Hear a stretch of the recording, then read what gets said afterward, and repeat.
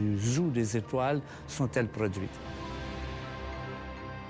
Parmi les étoiles, il y en a à peu près 1 sur 10 qui est un véritable poids lourd, c'est-à-dire une étoile dont la masse dépasse à peu près 10 fois la masse du Soleil. Alors, on en connaît par exemple un bel exemple visible à l'œil nu, c'est une étoile qui s'appelle Bételgeuse.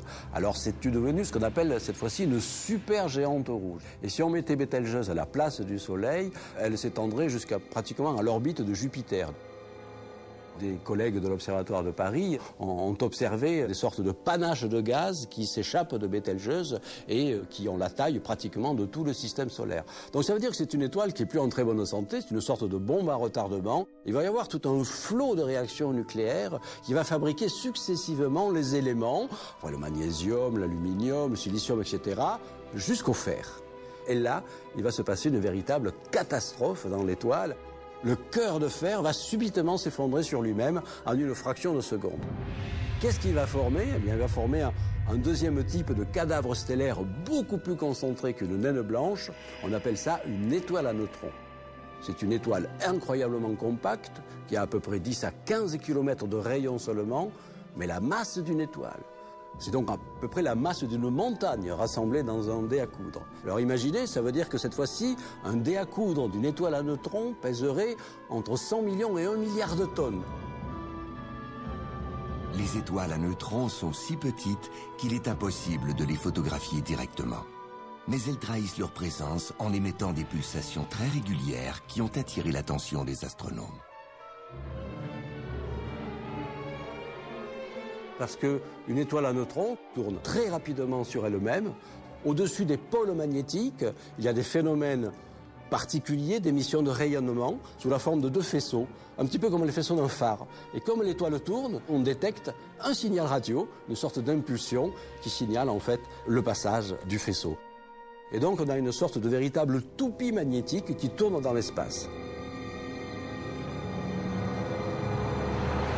Alors sur ce noyau extrêmement dur, cette étoile à neutrons formée au centre de l'étoile, les couches de gaz s'effondrent et rebondissent. Et c'est le phénomène fondamental dans l'univers que l'on appelle une explosion de supernova.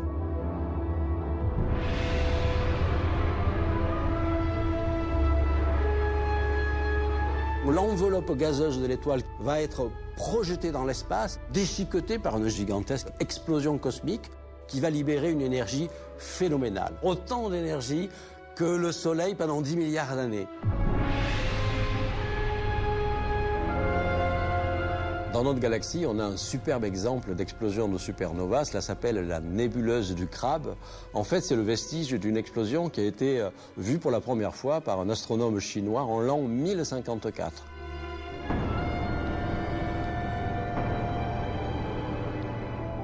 1000 ans plus tard, qu'est-ce qu'on observe au télescope dans cette région-là? Eh bien, on observe une étoile absolument déchiquetée, où l'enveloppe de l'étoile, déchirée par la violence de l'explosion de la supernova, forme des filaments de gaz qui se dilatent encore dans l'espace à des vitesses de plusieurs dizaines de milliers de kilomètres par seconde. Et ce sont ces éléments qui vont aller féconder les futures générations d'étoiles.